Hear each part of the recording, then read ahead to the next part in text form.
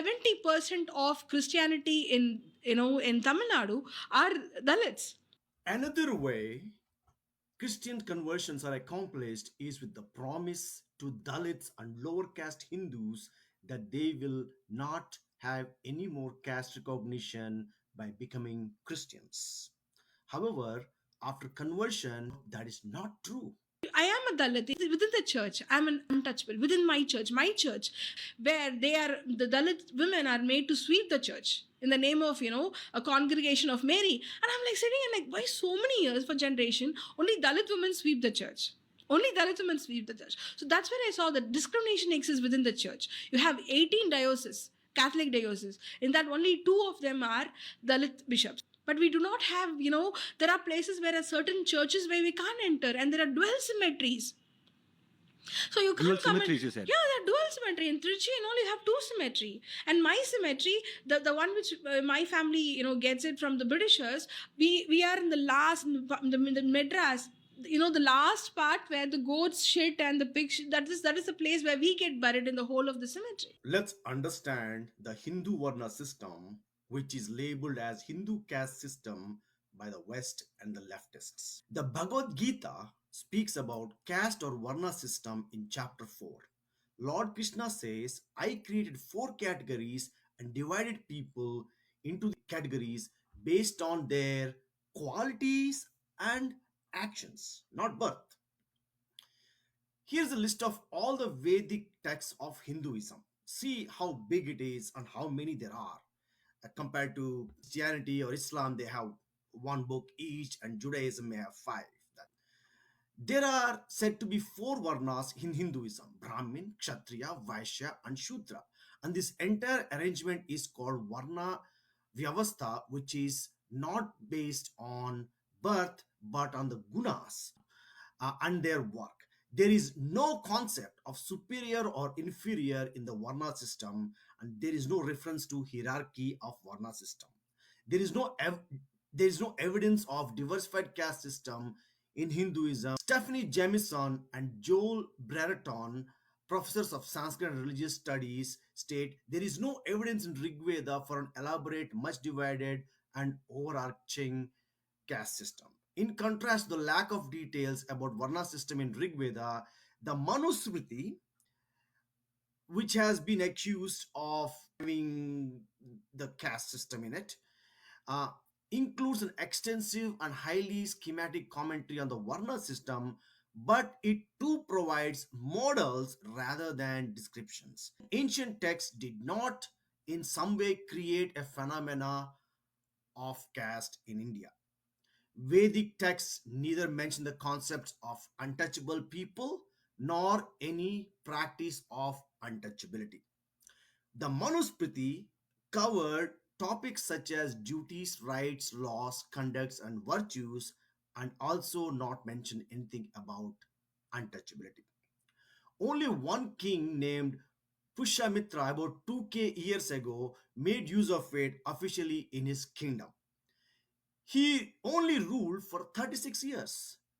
There is no shred of evidence that even this Manusmriti was enforced by any significant person for any lasting effect in entire Indian history of 2000 years since Manusmriti was written. The caste system became legally rigid during the British Raj, when the British started to enumerate castes during their 10-year census and meticulously codified the system. Between 1860 and 1920, the British incorporated the caste system into their system of governance, granting administrative jobs and senior appointments only to the upper castes. British also incentivized people to fight over castes, and also do land grabbing based upon castes. And they created feuds and introduced unnecessary laws, non-existent issues, magnifying something that did not exist. Something like a Varna system, they just magnified into a caste system which did not exist. So until after 1850, there were no significant caste-related crimes or discrimination in India. as per recorded history. Brahmin is not a Brahmin until he isn't born twice. He needs to have a knowledge of all Vedas and a need to conduct himself to be an actual Brahman. A Kshatriya is not a warrior until he's honed his skills and lays his life for society and its betterment. A Vaishya is someone who looks after money and stuff and also do business and trading. A Sudra is person who depends on other three classes for their livelihood. Every person is born Sudra. As he grows up, he gets divided on the basis of his knowledge, perception, and ability, and the gunas. Here is Hiranyagarbha ceremony where a king of whatever origin can become a Kshatriya. If you are a Brahmin, we have to do prayers, priesthood, helping the king to do the rituals, all these activities. But here, they left all those activities and they have chosen the warfare. They have took to arms. Generally, Brahmins don't touch arms. A Kshatriya Vishwamitra became a Brahmin, and the Kshatriya Brahmin status of dynasties like Cholas and Pallavas is accepted, whatever their origins. Recently, Pawan Kalyan, a popular Hindu political leader in Andhra Pradesh, took on a ceremony to become a Brahmin. In all cultures around the world, skills are trained in the family itself and they retain their occupations in their last names. This is very well known all across the world, even in Europe and India. For instance, in the Western world, the last name carpenter, those people who work on the furniture and stuff, teacher who do the teaching, and preacher who do the clergy work. This is common. This is the precise reason that the Varna system ran in the families.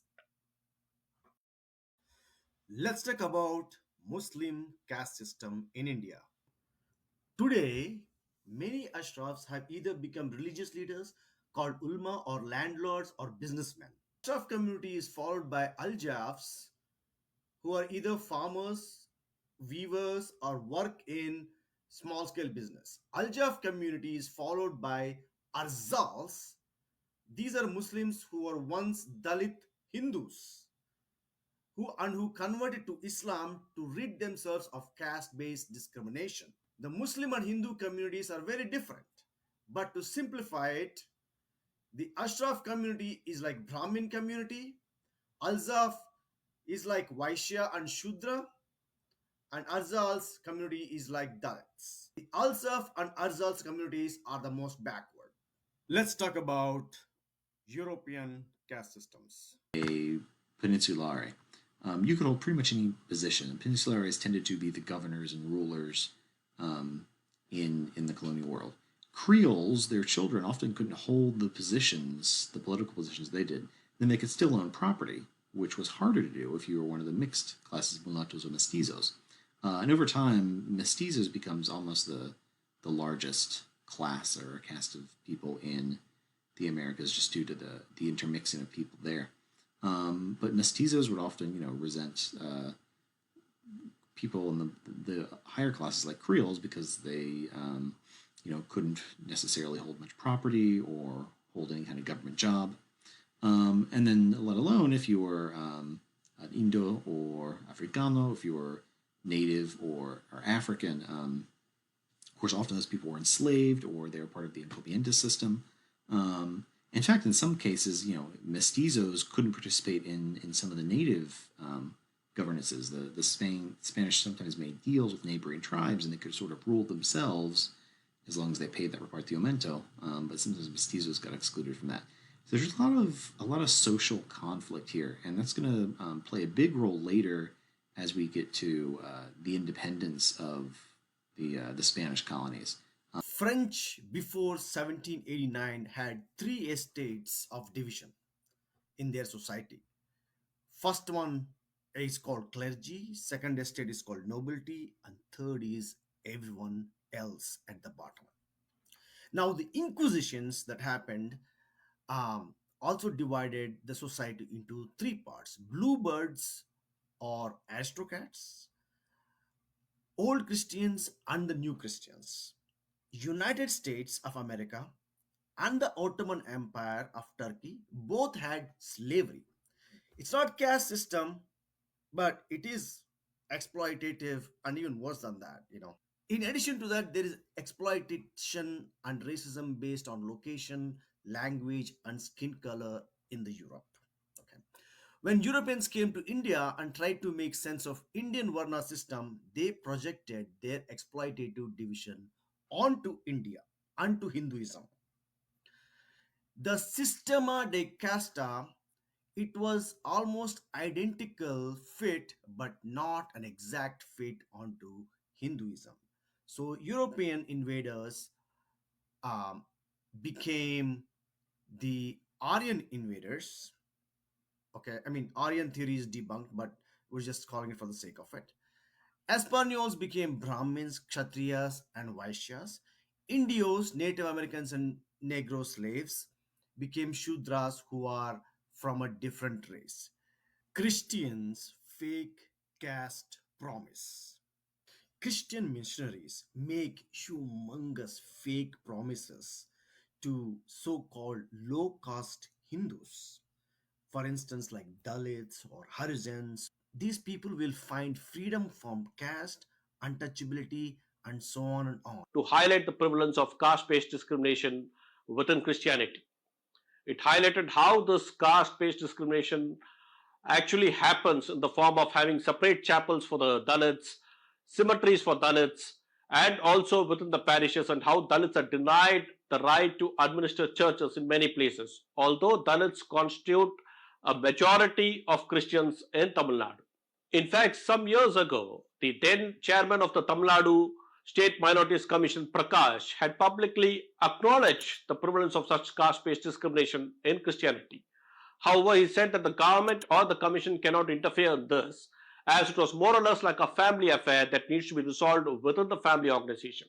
The issue of discrimination has even been taken to the courts in Tamil Nadu. In fact, the Madurai bench of the Madras High Court a couple of years ago issued notices to the central and the state governments, as well as to the Bishops' Council of Tamil Nadu, on a petition seeking adequate representation for Dalits in Roman Catholic churches in Tamil Nadu. Contrary to popular belief, caste is not solely tied to Hindu religion, but functions across religions. In fact, casteism, defined as adherence to caste system, has been perpetrated by dominant caste Christians for centuries and is embedded in Eastern Rite Catholic and Orthodox Indian Christian traditions and practices. Syrian Christians in Kerala, India, historically enjoyed privileges linked to their perceived high caste status, reflecting a blend of Christianity with traditional caste practices, and they are differentiated from Dalit Bahujan Christians. They are considered a dominant caste group recognized by Kerala state and other religious groups as such. They trace their origins to early Christian converts in Kerala, including those who converted from Brahmin and other high caste groups. They followed the same rules of caste and pollution as Hindus, and they practice strict forms of distance pollution from Dalit Bahujan Hindus and other Christians. That means other Christians too, not just Dalit Christians.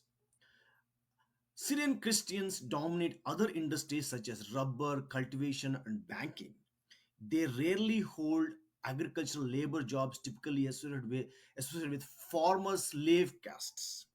So these Syrian Christians not only had normal low caste, they have something called slave castes, which is preposterous. It doesn't exist anywhere in India, but with these people, Christians, they have it. Indeed, dominant caste Catholics welcomed a recent court order that struck down the granting of specific scholarships to Muslims, Latin Catholics, and Dalit Bahojans. According to Syrian Catholic hierarchy, if Latin and Dalit Bahojan Christians receive scholarship, it will divide Christian community itself. There are Catholic churches where members of each caste sit apart for worship. The converted Hindu retained a variation of their caste status based on patrilineal descent from their previous caste affiliations. The new converts were lumped into new Catholic castes. All Abrahamic subcastes, Gaud, Saraswat Brahmins, Pandya Davidans, Goldsmith, or even some rich merchants were lumped into Christian caste called Bhamnos. Um, this Bhamnos is a Christianized caste among the Goans. The converts from Kshatriya and Vaishnava Vani caste became lumped together with Chados, and those Vaishyas who did not become Chados formed a new caste, Gaudos. Converts from all the lower castes as well as the previous Dalits and Adivasi groups were grouped together as Sudhirs, equivalent to Shudras. Converts to Christianity were also not allowed to practice their caste based Hindu customs because of Goa Inquisition. Inner caste marriage among Christians is also not commonly practiced. For instance, Syrian Christians in Kerala do not marry Dalit Christians. Even intermarriage between Brahmins and Shudras in Goa is quite uncommon. Sometimes marriage to a higher caste Hindu is preferred to marriage to a Dalit Christian. Discrimination against Dalit Christians also remained in interactions and mannerisms between castes. For example, during the earlier days, lower caste Christians had to close their mouth when talking to Syrian Christians. Even after conversion, segregation, hierarchy, and greater ritual purity remained to the same extent.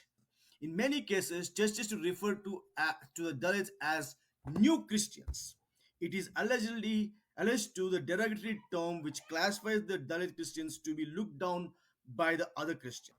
Dalit and other low caste Hindus shouldn't convert to Christianity. Dalit and low caste people face discrimination primarily because lack of education and poverty and their skill. These communities face violence due to their caste identity irrespective of their religion, whether they're Christian or not. Many of them don't even change their legal names after conversion because they get SC and ST caste benefits as per law in India. So Christianity does not bring any benefits or even save them from discrimination. Dalits and lower caste people should be proud of themselves. They have rich history. Most Dalits are Hindu and worship Hindu gods. Here are many revered Dalit saints. Let us look into four families of Indian sub religions. Vedic Astika religion, the followers of this believe Vedas to be the supreme text. Sramana Nastika religion, this is a group of Aztec religions that focused much more on renouncing the material pleasures of the world. Village religions, there are thousands of villages across India that combine nature worship, and there are the past mythological heroes. Puranic Hinduism, the religion of six gods, Shantmata. Dalits follow the village religions as shown in the image. Except for Brahmins, who may not allow lower caste people to certain temples or sections of temples, Hindus in general don't discriminate against low caste people or Dalits. Remember, there are 3,700 other backward castes or OBC castes in India, which is a huge part of Hindu population. There are many rich landowners and people from so-called low castes historically. Jats, Yadavs, Kurmi, Koli, Nadar, Reddy, Kamma, Patel. Some of the very popular and famous and well-to-do and rich people are backward or low caste. Narendra Modi, three-term Prime Minister of India and a great world leader, is a backward caste from Gujarat. Chhatrapati Shivaji, one of the great kings of India, he is a Shudra. Raja, the world famous music director, is a Harijan. Kalpana Swaraj, she's a Dalit and she's a multi-millionaire in India. In the screenshot, you see many role models. They're in business, music, film, sports, and other areas. Besides, it's illegal to discriminate based on caste or untouchability in India. Per constitution, there is no caste system in India. In summary, education and motivation to rise is the key. Those educated get good jobs, excellent business, music, sports, etc. They are able to find true freedom and freedom from any discrimination they would face with the Hindu Brahmins. Converting to Christianity does not bring any benefits, let alone all the problems and cultural self-worth that comes with it. Christian conversion only damages the very fabric of Indian civilization and culture. Next video will be on how Christian conversion is destroying the Vedic culture. Please like, comment, and share with everyone.